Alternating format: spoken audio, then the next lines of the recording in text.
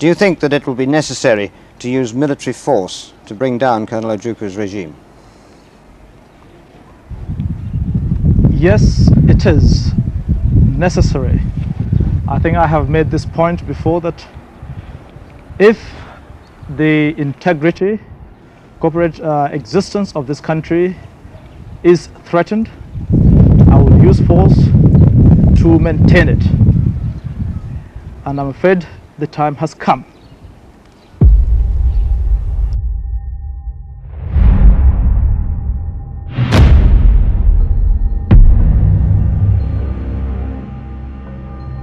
In Gowon's early days as the new head of state, he moved slowly and tactfully with great caution, anxious not to further fan the flames of violence sweeping across the country. With the hindsight and the faith of his two predecessors, Balewa and Aguiyi Ironsi, it was very important that Gowon was prudent. In addition to that, his position was not assured, as he was engaged in power struggle with Murtala Muhammad, who remained independent and had considerable influence in the army. Despite Gowon's emerging as head of state, Lieutenant Colonel Murtala Muhammad remained the power behind the throne. While Gowon tried to consolidate his political leadership of the country, Murtala lurked in the background as the army's de facto strongman.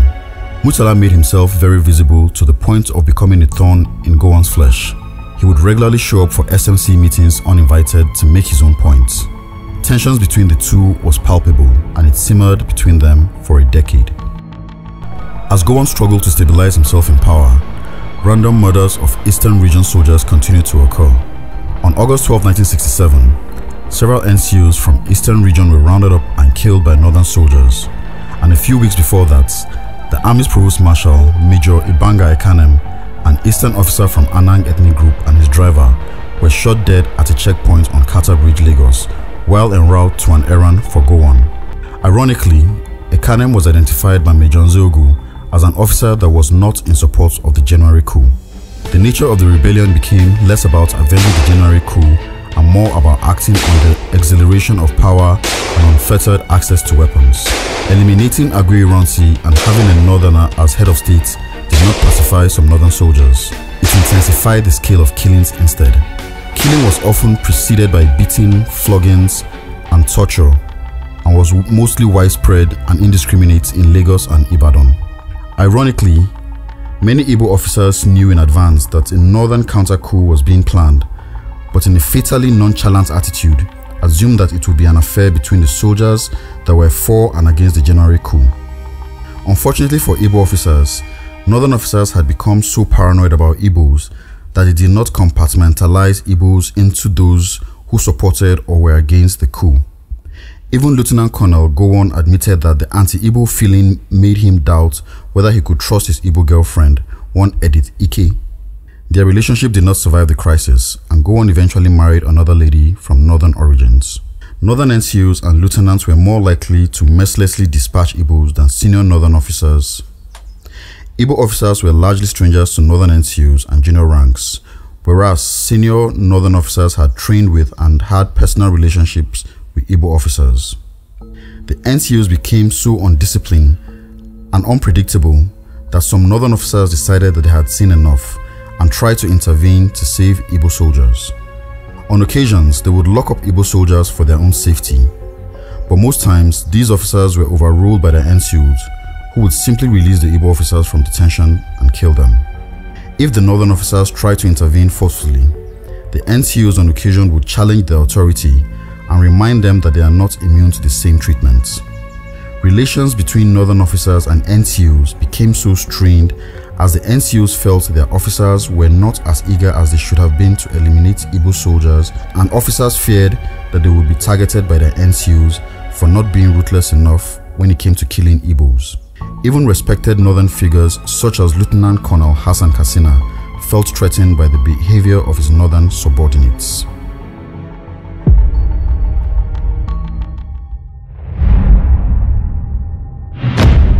The Ibadan-based 4th Battalion seemed to be the epic center for northern military anger, as it had a large concentration of northern soldiers, and many of its former members were also prominent in the revolt that overthrew Aguiyi Ironsi.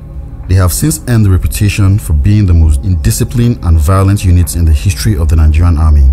In one particular incident, when they displayed their unruly behavior, soldiers from the 4th Battalion traveled to Benin for a funeral. After the funeral, the soldiers learned that some of the general detainees were held at the nearby Benin prison. Rather than heading home after the funeral, the soldiers took a detour to the Benin prison, broke into and raided it, then released northern troops who were detained there for any part in the January coup. Igbo officers also held for the same offense were not spared. 5 of them were tortured to death, including Major Christian Anuforo and Major Don Okafo, who was buried alive. The 4th Battalion also raided Agodi prison in the western region and released former ministers and officials of the Akintola regime that were detained there by Lieutenant Colonel Fajri. The behavior of the unit in Ibadan got so out of control that some of them were posted to the northern region in the hope that it would calm them down. But on the contrary, when they were moved, it only made things worse, as it enabled the battalion to export their mayhem over a wider geographic area. When they arrived at new units in the northern region, they continued their murderous spree, and when the troops ran out of Igbo soldiers to kill, they joined the northern civilian mobs in pursuing, terrorizing and killing Igbo civilians. This chaos continued up until 1967, when a decision was made to return all soldiers to the region of origins. Yoruba officers were also afraid that after northern officers finished off Igbo officers, they would be next. Concerned for their safety, Yoruba soldiers sent a delegation consisting of Lieutenant Colonel Obasanjo, Major Oluleye, and Captain Akenfinwa to the northern region's military governor, Lieutenant Colonel Hassan Katsina, to report their fears. Katsina arranged for Major Obasanjo to be smuggled away for his own protection.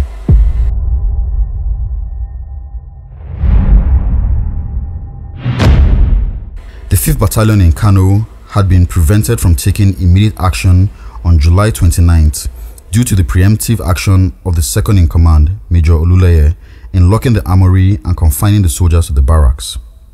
However, as the weeks passed, tension continued to grow between Igbo and northern soldiers in the battalion.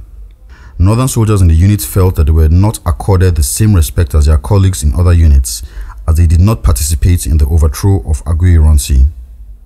In late September 1966, Shua and Oluleye were posted away from 5th Battalion and replaced by Major Abakari and Captain Auna, respectively. A relatively insignificant incident gave the northern soldiers in the battalion a golden opportunity to show their mettle and prove to their northern colleagues that they were not cowards. A district officer in a nearby village of Nguru was reported missing during a civil disturbance. When the police refused to go to Nguru without an army escort, they were given a platoon escort consisting of soldiers from the 5th Battalion. The escort soldiers were issued with live ammunition prior to their departure. On the afternoon of October 1st, 1966, the 5th Battalion troops mutinied and opened fire as their commander, Major Kyari, addressed them on the parade ground. The rampaging soldiers were so out of control that even northern soldiers who tried to restrain them were murdered. While the commanding officer, Major Abakari, had to flee for his life, his second-in-command, Captain Auna, and the RSM, Dauda Momuni, were killed by their own men. The troops raided the battalion armory, broke out of the barracks and headed into town to locations where they could find Igbos. Several hundred Igbo civilians were killed that day. The soldiers made their presence felt at the Kano International Airport and railway station, where they went on a killing spree with the help of the local militia known as Yandaba. The massacre on October 1st, 1966 was possibly the worst of the whole mutiny. Reports have it that several thousand Igbos were killed that day alone in Kano due to the combined efforts of the 5th Battalion and civilian mobs. The situation was beyond police control. The military governor of northern Nigeria, Lieutenant Colonel Hassan Katsina, had to travel to Kano to confront the mutineers. He called Lieutenant Colonel Shua, Major Martin Adamu, and Lieutenant Garba Duba to assist him in suppressing the mutiny, but they were overwhelmed and feared being shot themselves. Katsina eventually managed to put down the rebellion by driving street to street for several hours in a jeep accompanied by the Emir of Kano. The sight and authority of the Emir shamed the looters and coerced the soldiers into returning into the barracks. Lieutenant Colonel Katsina later announced that the battalion would be dissolved as a result of the mutiny. The mutiny was not confined to the army, nor were its victims Igbo soldiers alone. The The mutiny became indiscriminate in nature, and every Igbo, whether military or civilian, became a target. Lieutenant Colonel Ojukwu felt a burden of responsibility and personal guilt for those Igbos killed in the crisis. He later reminisced that after the May 1966 riots, he went on air and told Igbos that it was safe for them to return to the northern region, where long after, many of those that heeded his call to return to the northern region were murdered in the September and October pogroms. Ojukwu eventually ordered all non-Easterners to leave the eastern region for their own safety. In some parts of eastern Nigeria, several hundred northern civilians were also accosted and killed by angry Igbo civilian mobs in a retaliatory attacks. The consequences of the January 1966 coup hung like a curse over Nigeria for 3 years. Amidst the murders, tension, and mutual suspicion, there was a remarkable display of military camaraderie at Lieutenant Colonel David Ogunewe's 1st Battalion in Enugu. Northern and Igbo soldiers toasted each other and posed for a final photograph before Northern soldiers departed the battalion, following the agreement to return all soldiers to their respective regions of origin.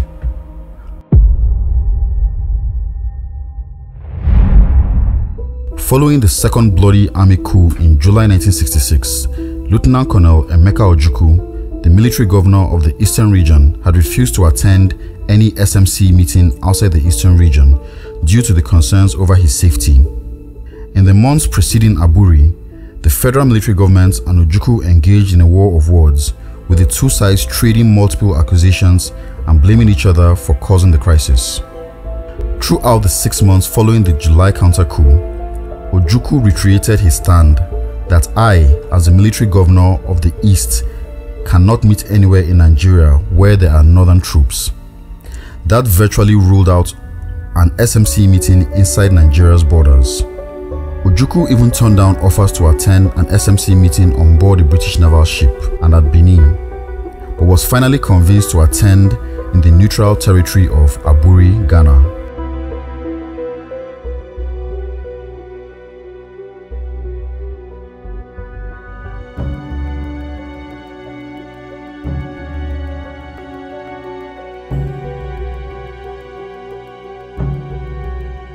On January 4th and 5th, 1967, all members of the Supreme Military Council met for the first time in 6 months at Aburi, Ghana, under the auspices of the Ghanaian head of state, Lieutenant General Joseph Ankara. The meeting was a robust constitutional debate which discussed fundamental concepts regarding the balance of power between the central and regional governments in a federation. It also revealed soldiers' conceptual evaluation of military coups and seniority. It was a potential breakthrough occasion. In attendance from the federal military government side were Lieutenant Colonel Yakubu Gowon, Commodore Joseph Edet Akinwale Wey, Colonel Robert Adebayo, Lieutenant Colonel Hassan Kassina, Lieutenant Colonel David Ejo, Major Mobolaji Johnson, Alhaji Kam Salem, and Timothy Omobare, among others. Ojukwu was in attendance as the Eastern Region's military governor. Security was watertight, and the federal and eastern delegations arrived separately. General Ankara had sent a Ghanaian Air Force plane to fly the eastern delegation from Enugu to Ghana. As the host, Ankara made a few introductory remarks and reminded the guests that the whole world was looking up to them as military men to reunify Nigeria as a whole, and that if they failed to make peace, the blame would rest on them through the centuries. Gowon spoke first and proposed that the meeting should not have a chairman, as each of them was a joint chairman in his position. His proposal was unanimously accepted. Despite the serious nature of the issues at hand and the animosity between the FMG and the Eastern delegation, the brotherly Sanders Code of Honor among officers was still evident. The debaters threw off formality and addressed each other by their first names. In the midst of the good-natured banter and humor among the officers, the FMG delegation requested for Ojukwu to attend further SMC meetings back in Nigeria, with repeated assurance of his safety by Gowon. But Ojukwu continued to insist that he would not attend SMC meetings in any place when northern soldiers were present. Gowon's regime repeated the mistake made by his predecessor, Aguiyi Ironsi, by failing to acknowledge the army officers killed in a coup d'etat by not announcing Ironsi's death. Gowon also made his position questionable and gave Ojukwu the opportunity to reason that since the Supreme Military Commander Aguiyi-Ironsi was only missing as announced by the SMC. Only the officer directly behind him in army seniority could replace him as Supreme Commander. Ojukwu was still refusing to acknowledge Gowon as Supreme Commander and defiantly addressed him as the Chief of Army Staff in his public statements. Ojukwu also warned that allowing a middle-ranking officer backed by coup plotters to become the head of state, irrespective of seniority, would create a dangerous precedent which Nigeria would find difficult to emerge from. Of course, Ojukwu's caution was not heeded by the SMC, but time would eventually prove that his prediction that junior officers would in future overthrow their superiors was indeed prophetic and entirely accurate. Ojukwu demanded that Gowon make a categorical public statement on the fate of Aguiyi-Ironsi. Although Ojukwu was miles away in the eastern region when Aguiyi-Ironsi and Fajri were murdered, the story of their death likely would have been relayed to him by Ironsi's ADC, Lieutenant Andrew Nwankwo, who was captured along with Ironsi and Fajri but managed to escape moments before they were shot. Commodore Way admitted that all the debaters already knew what had happened to Ironsi. Ojukwu simply wanted Gowon to publicly acknowledge what the SMC members already knew. He later admitted that he had heard the rumors of the assassination, but he wanted them to publicly admit it so that they could start dealing with the real situation. Gowon agreed to make a public announcement when they returned to Nigeria. When Ojukwu expressed his anger over the murder of Igbo army officers by their northern colleagues in July 1966, Lieutenant Colonel Katsina interjected by asking Ojukwu why he had not reacted in the same repulsion when the senior northern military officers were murdered by Igbo soldiers 7 months earlier. Ojukwu reasoned that on January 15, 1966, soldiers from every region of the Federation had staged a coup in which soldiers and politicians from every region were also killed. Katsina used the opportunity to remind Ojukwu of the efforts that he made to prevent the murder of Igbos. The core of the agreement at Aburi was that each region would be responsible for its own affairs and that the FMG would be responsible for matters that affected the entire country. While other delegates arrived at Aburi with a simple but unformulated idea that Nigeria must stay together, Ojukwu arrived with a well-prepared vision of his desired outcome. He managed to get virtually everything he wanted and was so pleased by his success that he even declared that he would serve under Gowon if he kept to his promise. At that point, Gowon got up from his table and embraced Ojukwu. After 2 days of intense debates, the officers toasted their reconciliation and agreement with champagne, and General Ankara drove Ojukwu and Gowon back to the airport in his car with both men on either side of him.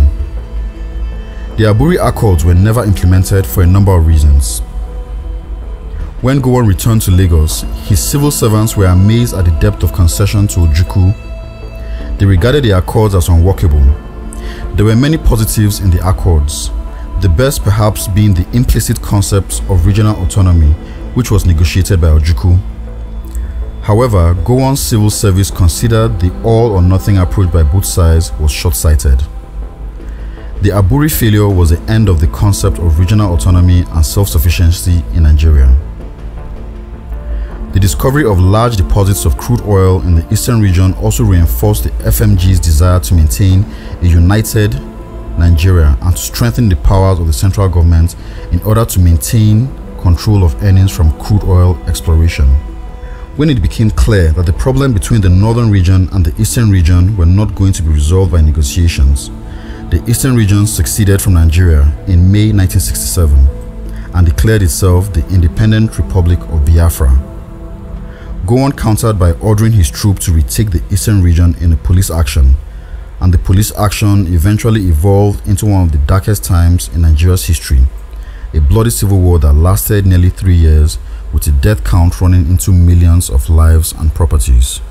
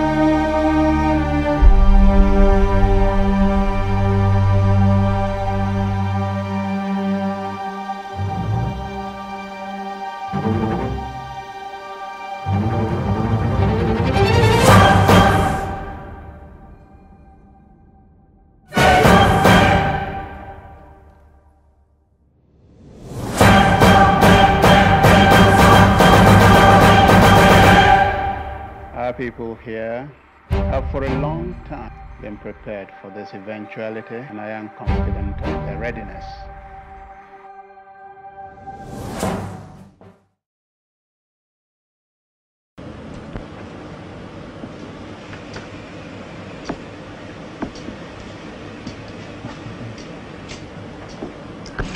Formally